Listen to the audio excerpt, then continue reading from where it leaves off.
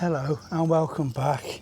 It's so nice to get your fingers dirty and start getting some of these in. These are very late, but we'll see what happens with them. Yeah, it's just been nice to actually get your hands dirty and just plant these onion sets up. Now these are pink something or other, a pink onion. So I'm looking forward to whatever we get from these.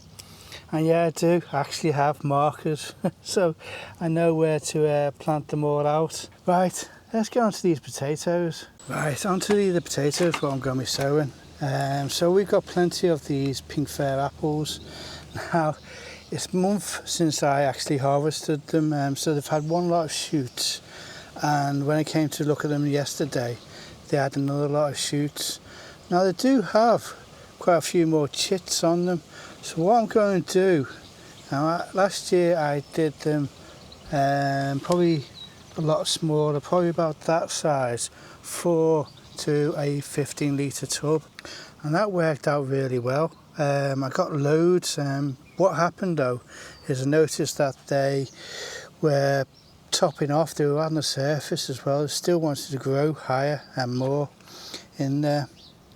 Now what I've found with finger potatoes is they've like to be restricted. For many years we grew the ratty, and I did all different experiments from doing them in a 30 and 35 litre tubs down to 15, just one big one, to various or different ones, and I did find that they really like to be constricted, and like I say, that worked out really well. Oh, hold on, there's a dandelion seed, I don't want that in there. And that worked out really well with these last year. You know, the 4 of them in a 15 litre, but like I say, they started to top off. So what I'm going to do is 3 of these medium to big size ones, because they have gone really soft now, and because they've shooted twice, I don't know how much energy is left in the potato to carry on. So we'll see how we go. So I thought 3 in a 20 litre, and what I will do is I'll just top it off to this room here and leave it at that, and then as I start to see more at the surface, then hopefully more, that'll be fantastic if these all sprout again, then I will top it up a bit further up. Now what I'm going to do is basically, I mean this is pretty dry, is 1 lot of manure to 1 lot, and this is my homemade compost, and this, I think this is like mycelium on some of the old the wood chips that are in there. I don't know whether you can see it. I may have to do a close-up of that, and that's what I'm going to do. Right, well there's plenty of life in this homemade compost. There's plenty of wood bits still in there. It's not rotted down completely. So what I'm going to do is give that a real good water as well, because this is what I'm going to use as the moisture layer. You know, if in times when we have this really beautiful weather that we're having at the moment, you know, you really want those potatoes to get moisture. So that's what I'm doing. Right, so like I say, I wouldn't normally do 3 of this size in there. I think I'm going to go with those 3. There's enough chits on them. Now what I normally did, especially for first and second earlies, is 1 chit equals 2 to 2.5 litres of soil or compost, and that's got 1, 2 on them at the moment, so that's got 2. This one's got 1, 2, 3. Now what I'm going to do with these chits is I'm going to aim them towards the wall as well, and that way hopefully they've got support as they go up, and they're not flopping around in the wind if they're coming up through the middle. That seems to work really well as well, because then I've got a real good watering spot in the middle. Again, that's what I did last year, and this one's got 1, 2, 3, 4. let's see, 1, 2, 3, 4. Again, that's where the chits are, this end here, and that's all getting pointed to the outer edge. So what was that? 2, 3, 4. So that's 9. So 9 times 2 is 18. So that's round about right for that. It's 20 litre. Like I say, I'm going to do just to this level, and then I'll top it up again. So I'm just going to fill that in with my rejuvenated compost with bits of my own homemade compost, and that really is still pretty woody. But potatoes are so good at really thinning out or breaking down soil. They're so easy to grow as well. So yeah, don't be fooled by something that looks like that. That literally only has 2 chits on it, whereas this little small one, or a lot smaller, has got 4 chits on it. So do try and count the chits. Like I say, yeah, I will usually work out around about 2. Now, main crops, I use a different ratio, and I'm still trying to work that one out. Certainly earlies, and these I consider, I know these are classed as a main crop, but I still use that principle, because like I say, I want them to be restricted. So while we're here, right, so this bed, like I say, Sarah planted these up round about the first or second week of April, and we sowed these round about mid-February, and these are ratio broad beans. They're a dwarf version. So what we've done is we've already topped these off. Now we've got a few with side shoots on, and lo and behold, there's some black fly there. So what I'm going to do is actually top those off as well now. And then everything else, we haven't actually got any black fly. It's just this one. So I will do that. I will top all these side shoots off now, because just don't want any black fly at all. But it's been really good, because the rest of them I haven't got any on at the moment. So here's a fingers crossed. Now I've seen that. So what I'm going to do with this bed, and I know I'm late, and I'm going to basically just go and try this out. I've got nothing to lose. Is these are spaced around about 200. So what I'm going to do is, I know it's a little bit tight, but what I'm going to do is interplant now, or try and sow parsnips in between. Now, like I say, I know it's late. I'm going to be using last year's seed. So if any come up, then that's great. If they don't, they don't. I'm not too worried. I've got, like I say, nothing to lose. But what I have got is all these leeks also. I need to find spaces, and that was my original plan. So what I think, I'll try 1, 2, 3, 4 rows of parsnip. Now I can see possibly an old parsnip, because they were planted here last year. I did 5 seeds per each station, so maybe a few old ones are coming up. And then I've got space to put some of these leeks once I cut down the broad beans. Well, yeah, I'm made up. We've got all these broad beans already. Certainly nice to have an early crop, because, you know, we were looking at maybe certainly just a month off from harvesting these, and that'll be great. Right, keeping up with the lateness, let's get on to the carrots. Right, well, I'm actually going to prepare this bed and sow these over the weekend. It's just been nice to get out here with a spare hour just to start for finishing off those onions.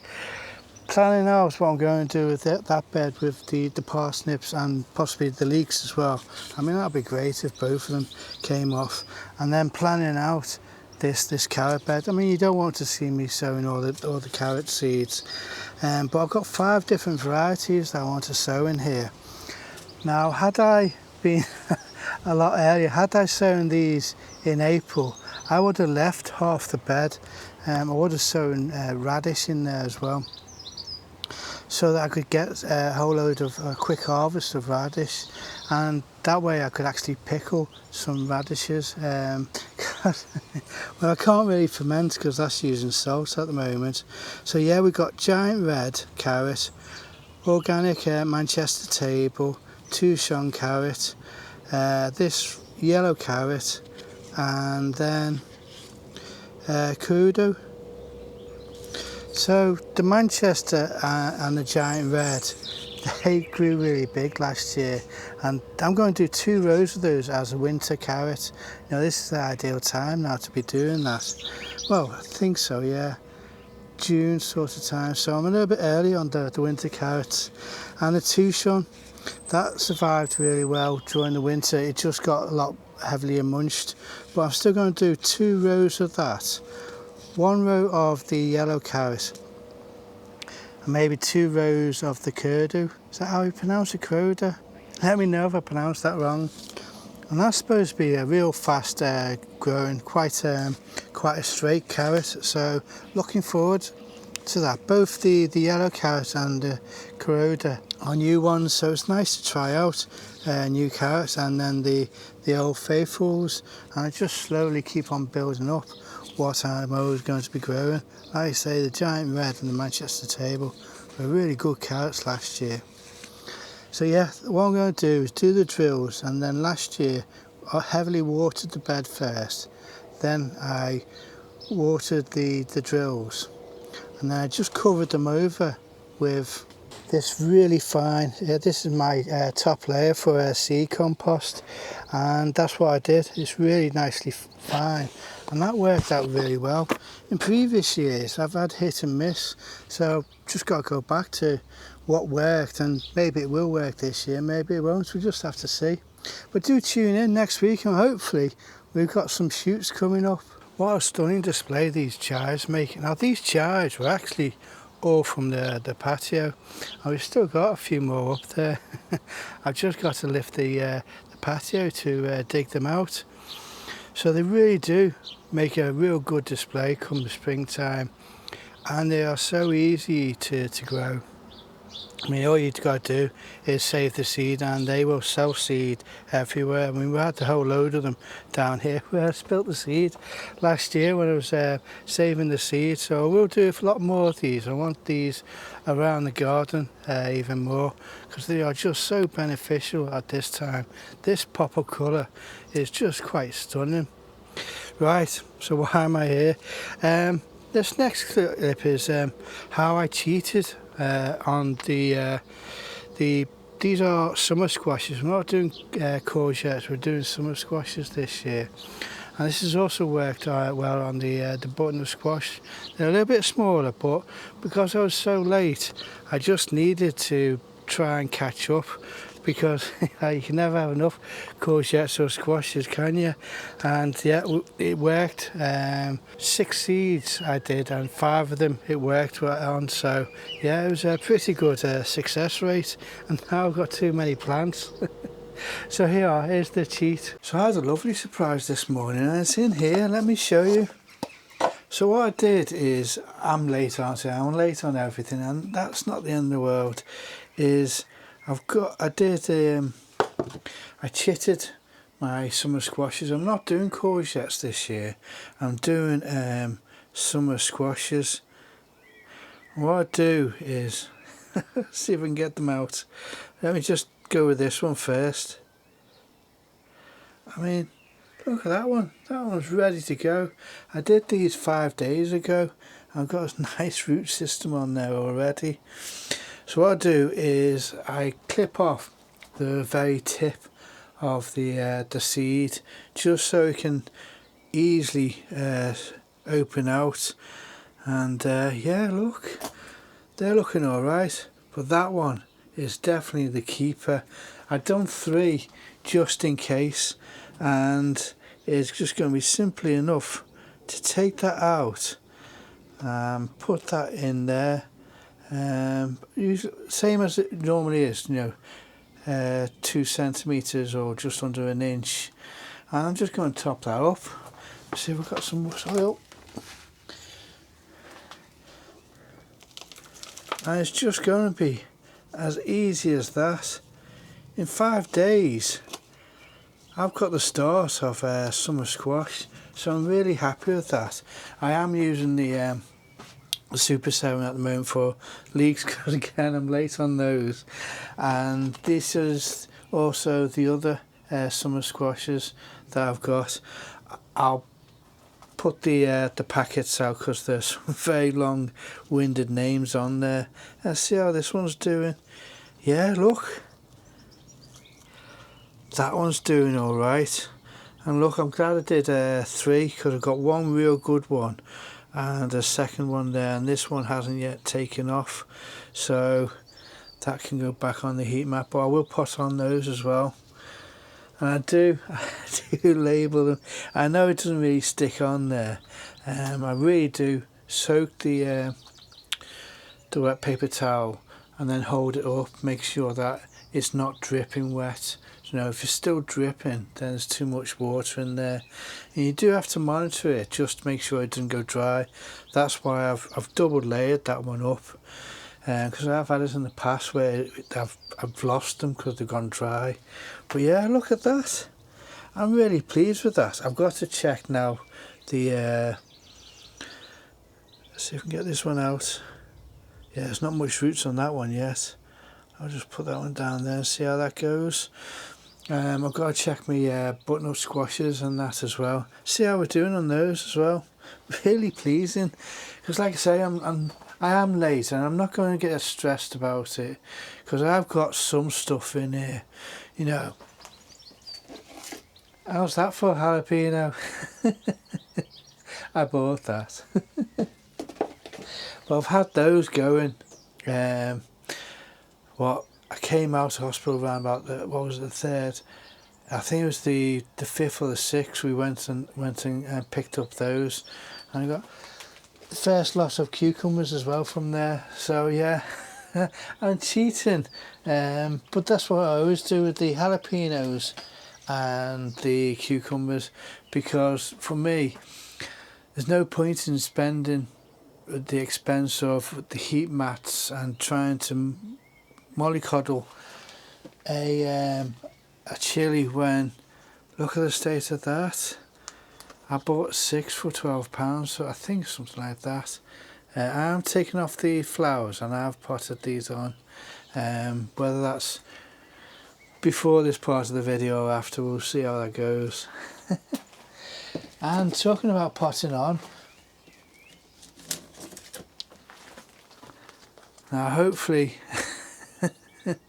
I've already covered why I've potted these tomatoes on, but there we go. Anyway, spoiler if I've got that bit muddled up in which way I'm doing these.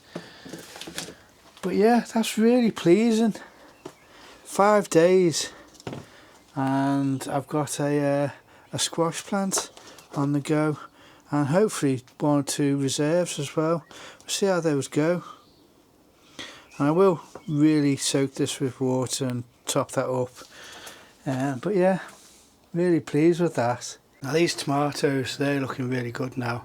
Getting some flowers on those, and I will be potting them on just in time for it to catch those flowers, because they're still in a bit too small a pot to actually allow any of the flowers, but we'll see how we go on those. Now, I had real problems with these 2 weeks ago, and the difference in them now to 2 weeks ago is phenomenal again. So if you're having this problem, especially with purple underside of leaves, then this could help.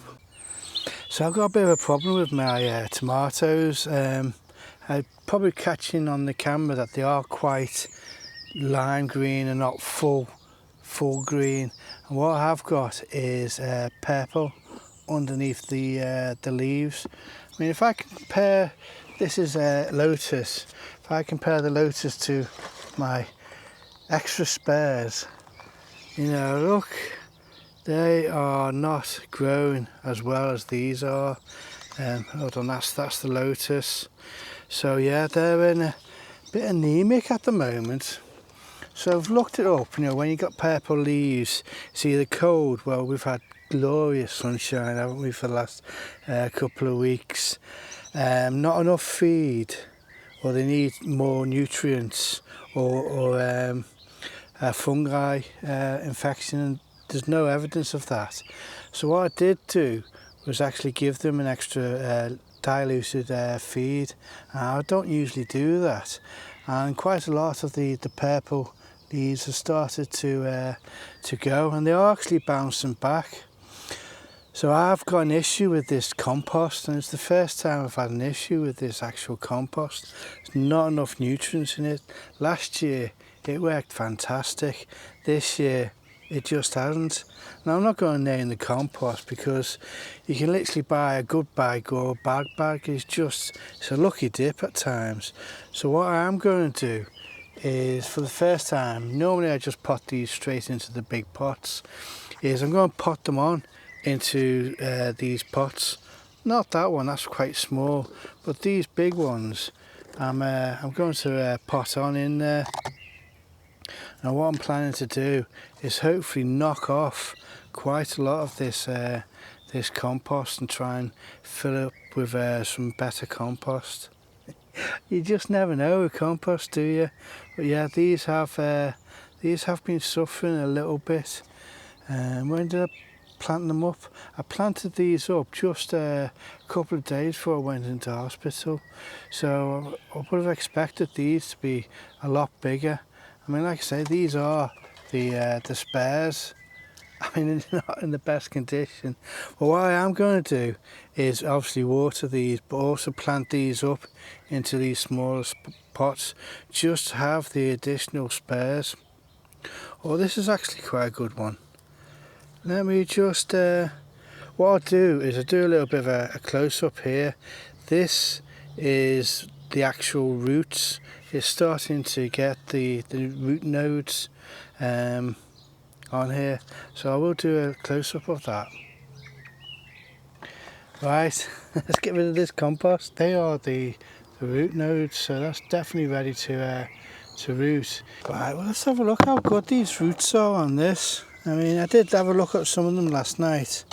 So these roots are looking all right there. So I'm quite happy with those. It's just not got enough nutrients in there. So I'm just going to give a little bit of a knockdown. You know, when tomatoes are just so precious, and here I am just knocking away at those roots. We'll see how we go with that. I'm definitely going to have to keep hold of those spares, but the roots aren't too bad. I've got to remember that we are only in the start of May, so there we go. See how that's not too bad now. Hopefully those roots can now access some better compost as well. Like I say, the compost now is really wet. That's just literally because I've given them a real good soak in a feed. Now I know I'm probably handling this all wrong, but that's not too bad, that isn't. What I will do when I do actually properly pot these onto the final position is having them right up to that first leaf there. But yeah, hopefully they start to look a little bit more healthier. Normally, like I say, 1st of May I'm looking at potting these on into the final positions, but just haven't really taken off with that compost. Right, it really has been lovely to stand out here to start sharing with you what I'm getting up to, and just to have that sunshine. I mean, it's a nightmare for filming, and yeah, just got to keep hair hydrated. So I'm really happy. Made a start on the potatoes. The rest of those will get done over the next couple of days. Same with the carrots and same with the parsnips. I'm made up that the tomatoes have sprung back to life, and they'll get potted on next week. And also all those squashes. I got way too many, so I'm really happy with the progress everything's doing. Yeah, it's just nice, like I say, to be outside. So yeah, just going to go and rehydrate a little bit more, and hopefully I'll catch you in the next one.